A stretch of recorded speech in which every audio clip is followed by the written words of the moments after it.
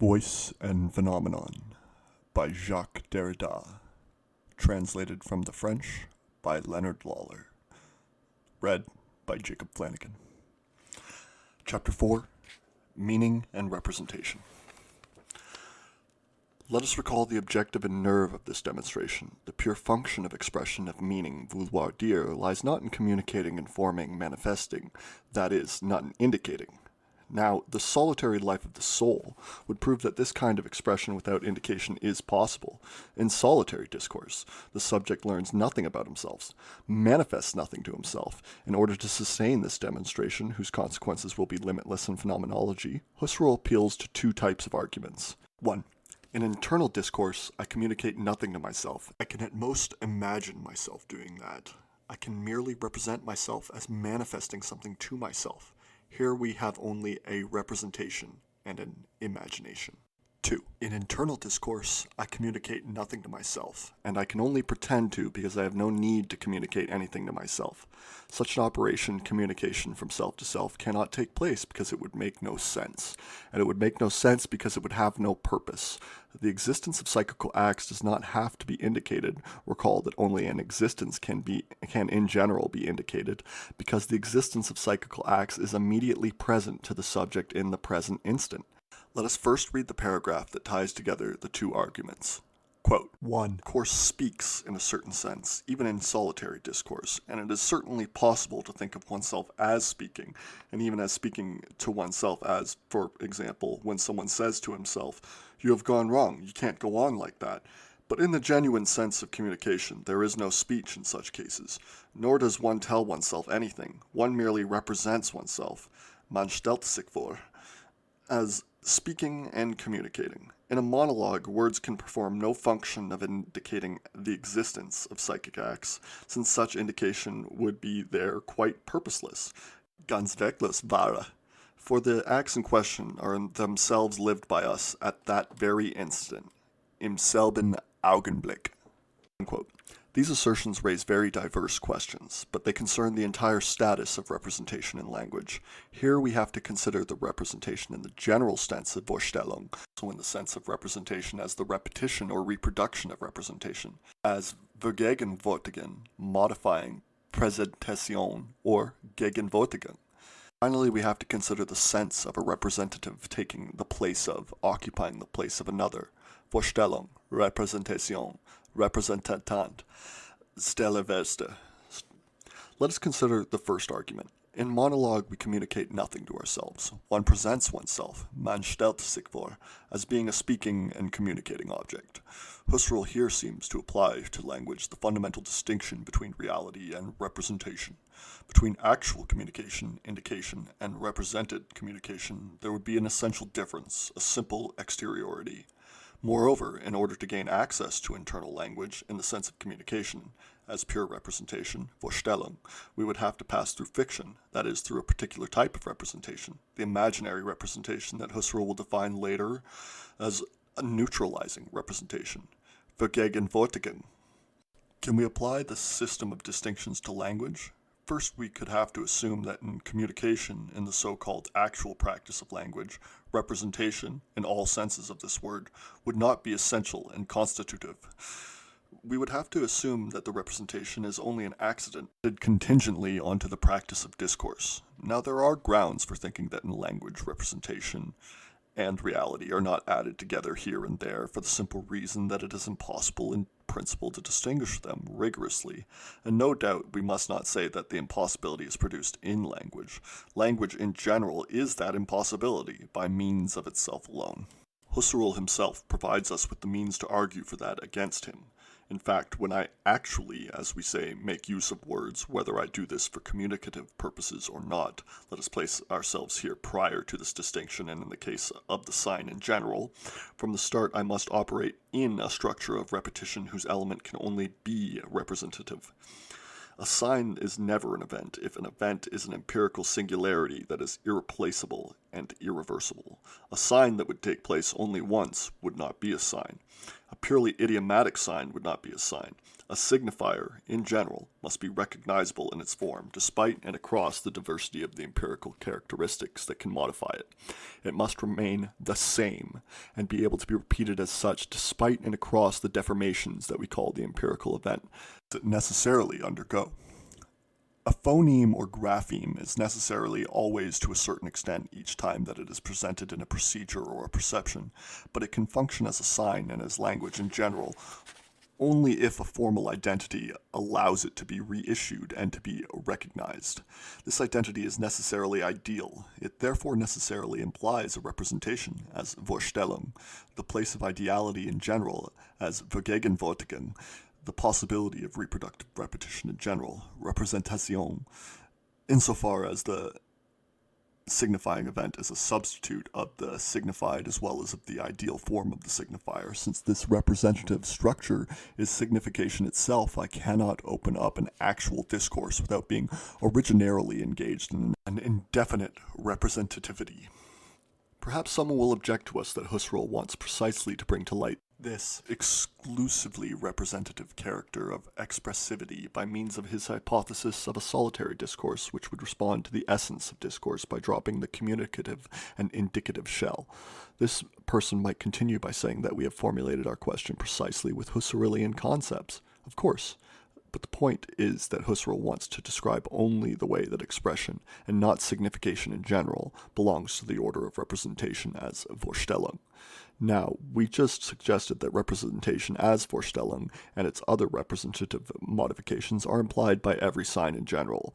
On the other hand, and especially as soon as we admit that discourse belongs essentially to the order of representation, the distinction between actual discourse and discursive representation becomes suspect, whether the discourse is purely expressive or engaged in a communication. By reason of the originarily repetitive structure of the sign in general, there is every chance for actual language to be as imaginary discourse, and for imaginary discourse to be as actual discourse.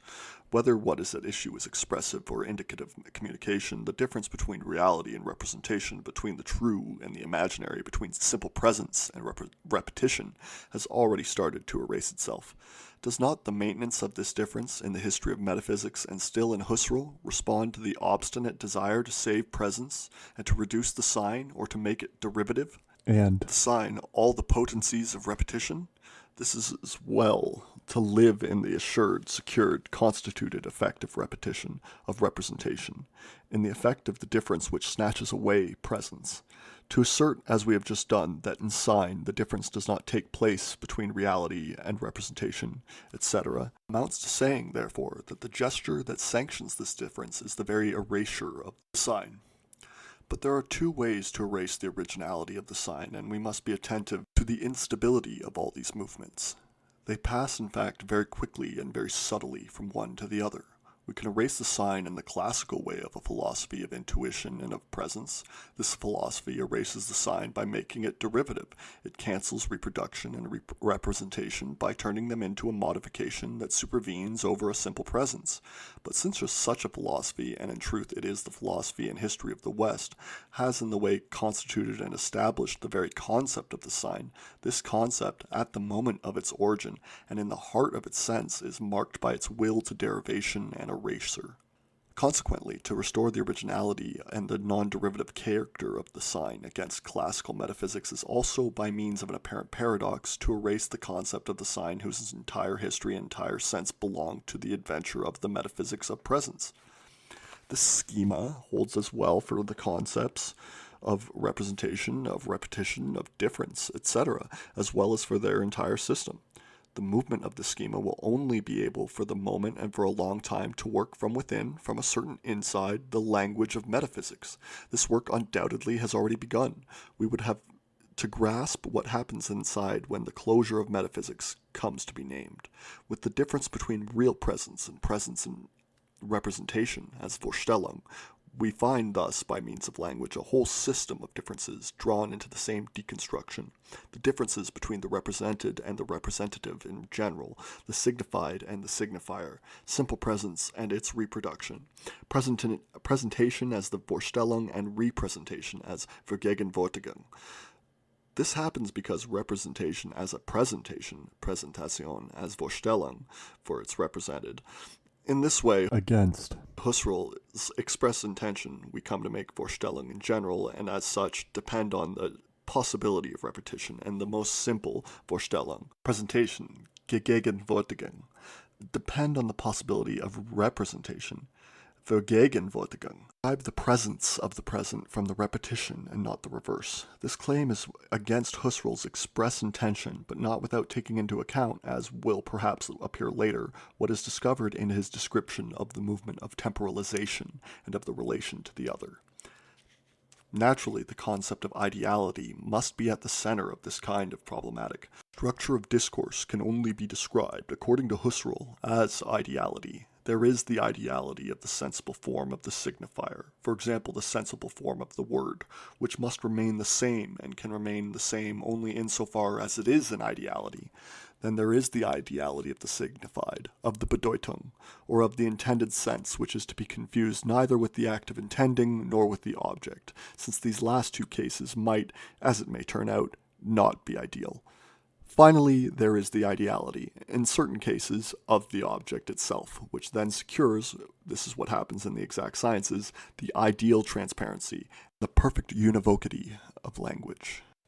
But this ideality is only the name of the permanence of the same and the possibility of repetition. It does not exist in the world, and it does not come from another world.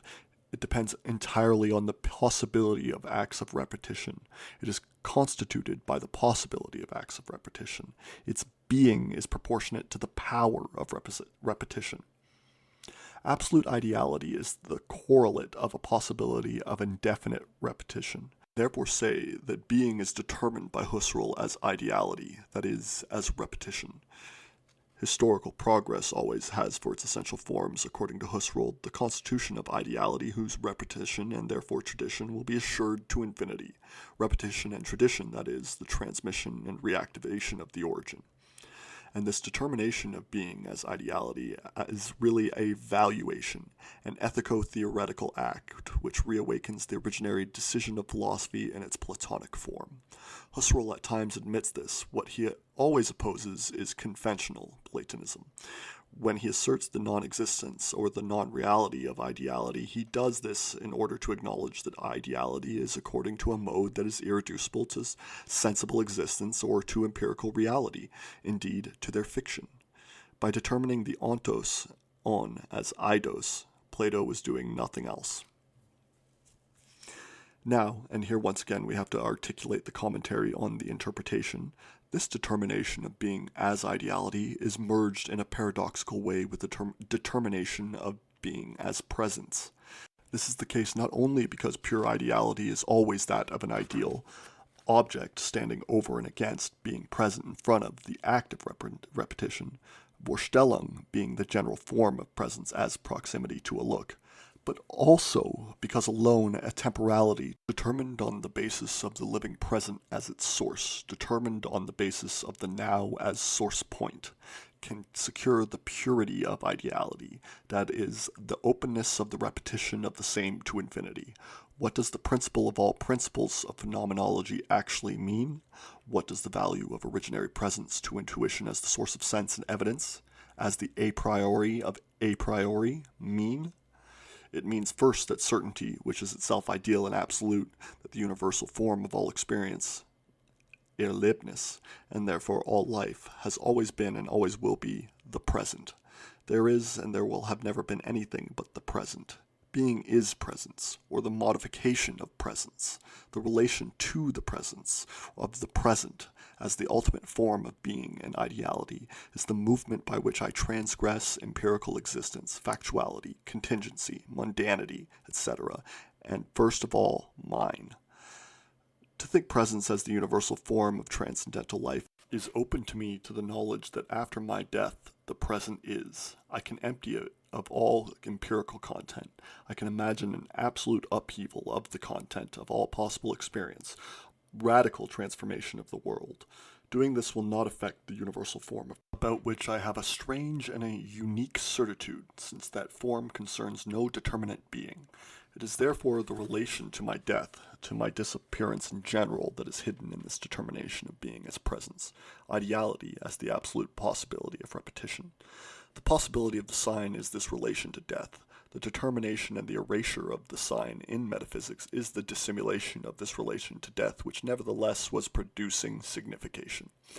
If the possibility of my disappearance in general must be in a certain way experientially lived so that a relation to presence in general can be instituted, we can no longer say that the experience of the possibility of my absolute disappearance, of my death, comes to affect me, supervenes over an I am, and modifies the subject. The I am, being experientially lived only as I am present, presupposes in itself the relation to the presence in general, to being as presence. The appearing to the I to itself in the I am is therefore originarily the relation to its own possible disappearance. I am means therefore originarily the relation to its own possible disappearance. I am means therefore originarily I am mortal. I am immortal is an impossible proposition. We can therefore go further, insofar as is language. I am the one who is the confession of a mortal. The movement that leads from the I am to the determination of my being as res cogitans, therefore as immortality, is the movement by which the origin of presence and of ideality snatches itself away within the presence and the ideality that it makes possible.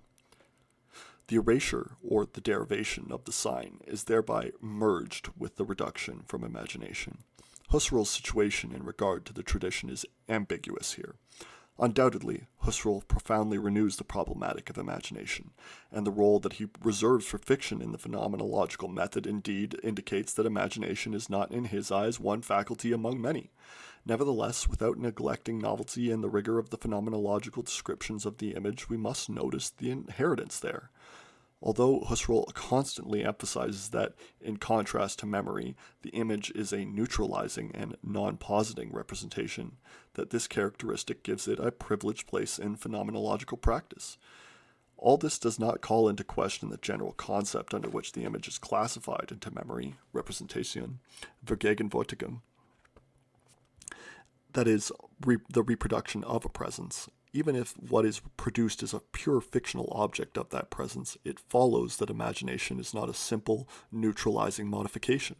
Even if it is neutralizing, quote, a very likely confusion must be guarded against, namely the confusion between neutrality modification and imagination, unquote. It also follows that its neutralizing operation comes to modify a positing representation, Vergegenwärtigung, namely that of memory, more positing, presentification, therefore of memory in the widest conceivable sense. Consequently, if it is a good auxiliary instrument for phenomenological neutralization, the image is not pure neutralization. It keeps within itself the primary reference to an originary presentation, that is, to a perception and to a positing of existence, to a belief in general. This is why the pure ideality to which the neutralization provides access is not fictional. This theme appears very early, and it will constantly fortify the polemic against Hume. But it is not by accident that Hume's thought more and more fascinated Husserl. The power of pure repetition that opens up ideality and the power that liberates the imaginative reproduction of empirical perception cannot be foreign to one another. The same holds for what they produce. Also, on more than one point, the first logical investigation is quite disconcerting in this regard. First, it is disconcerting insofar as expressive phenomena in their expressive purity are considered representations of imagination, Fantasievorstellungen. 2. In the sphere of interiority, which is thus opened by this fiction, we are calling the communicative discourse that a subject can contingently address to himself, you have gone wrong, fictional. Calling it fictional allows one to think that a non-communicative, purely expressive discourse can actually take place in the solitary life of the soul. 3. Thereby we assume that in communication, where the same words, the same expressive kernels are at work, where consequently pure idealities are indispensable, a rigorous distinction can be made between the fictional and the actual, and then between the ideal and the real, and that consequently actuality comes to be put on like an empirical piece of clothing that is external to expression, just like a body on a soul. Husserl really makes use of these notions when he emphasizes the unity of the soul and the body in intentional animation. This unity does not undermine the essential distinction since it remains always a unity of composition.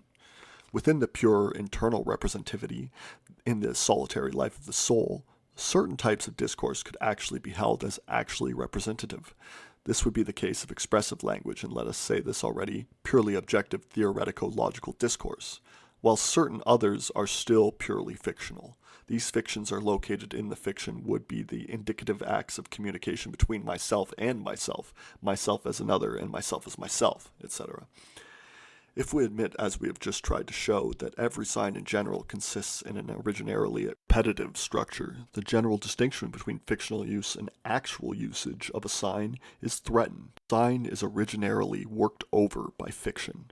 Therefore, whether we are dealing with indicative communication or expression, there is no sure criterion by means of which to distinguish between external language and internal language, and even if we grant the hypothesis of internal language, there is no sure criterion for distinguishing between an actual and a fictional language. Such a distinction, however, is indispensable for Husserl in order to prove that indication is external to expression, and for all that this distinction governs.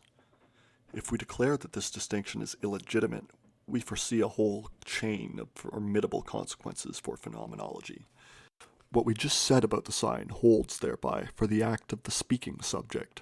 Husserl was saying, therefore, that, quote, in the genuine sense of communication, there is no speech in such cases, nor does one tell oneself anything. One merely represents, man stellt sich vor, oneself as a speaking and communicating, unquote.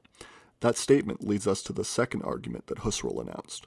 Husserl must assume, therefore, a difference between the actual communication and the representation of the self as speaking subject, such that the self-representation can come only to be joined onto the act of communication contingently and from the exterior. Now, the originary structure of repetition that we just evoked in relation to the sign must govern the totality of the acts of signification. The subject cannot speak without giving to himself his representation, and that representation is not an accident. We can therefore no more imagine an actual discourse without self-representation than a representation of discourse without actual discourse. Undoubtedly, this representativity can be modified, complicated, reflected according to the originary modes that the linguist, semiologist, the psychologist, the theoretician of literature or art, even the philosopher will be able to study. These modes can be very original, but all of them presuppose the originary unit of discourse and the representation of discourse. Discourse represents itself, is its representation. Better, discourse is the self-representation. In a more general way, Husserl seems to admit that there can be a simple exteriority between the subject such as he is in his actual experience and what he represents to himself to be living. The subject would have to believe that he is saying something to himself and communicating something to himself. In truth, he would do nothing of the kind. We might be tempted to conclude on the basis that since consciousness is then entirely invaded by the belief or the illusion of speaking to himself, an entirely false consciousness, the truth of the experience would be of the order of non-consciousness. It is the opposite. Consciousness is the self-presence of the living, of the Erleben, of experience. The latter is simple and is never, essentially, affected by illusion, since it relates only to itself in absolute proximity. The illusion of speaking to oneself would float on its surface as an empty, peripheral, and secondary consciousness. Language and its representation would come to be added to a simple consciousness simply present to itself, to a lived experience, in any case, which can reflect in silence in its own presence.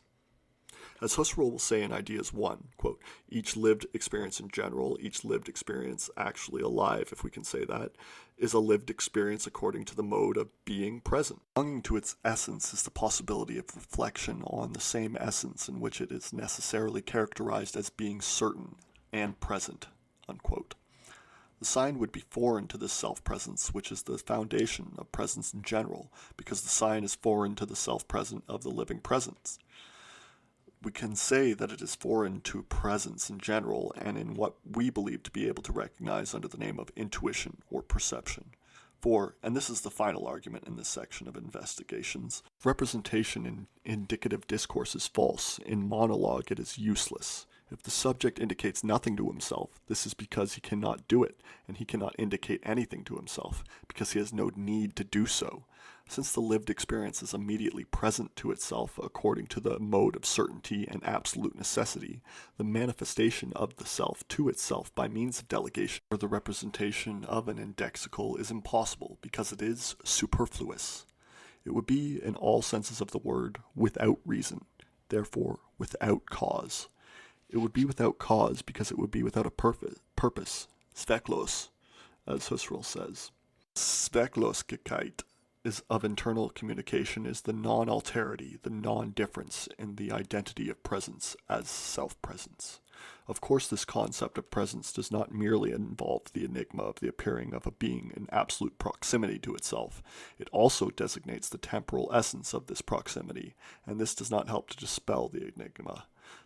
The self-presence of lived experience has to be produced in the present as now, and this is really what Husserl says. If psychical acts are not to be announced by themselves through the intermediary of a Kundgabe, if they are not to be informed about themselves through the intermediary of indications, this is because they are experientially lived by us at that very instant, im selben Augenblick. The present of the self-presence would be indivisible as a blink of an eye.